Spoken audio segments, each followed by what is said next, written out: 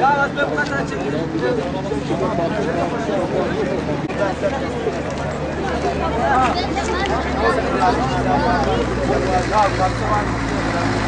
Mehmet abi.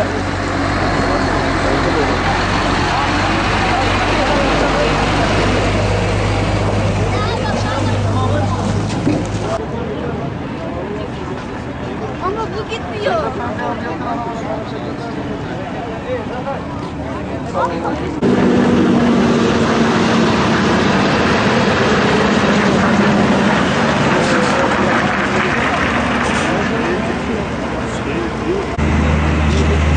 Abi 50 kişi var. Yakında 50 kişi var.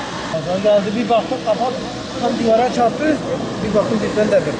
Biz Batman'dan geliyoruz. Fındık toplamaya gidiyoruz. Fındık Kocaeli'ye. Valla 4-5 kişi araba zaten bir kişi indi. Geçmiş olsun.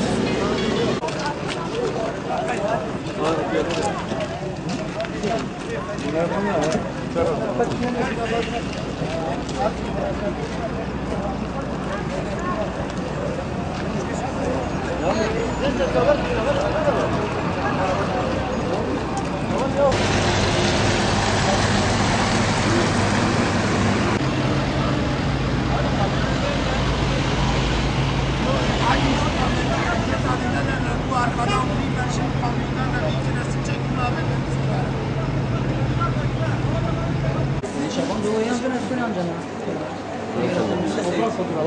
Çok mu? Neyle yapalım?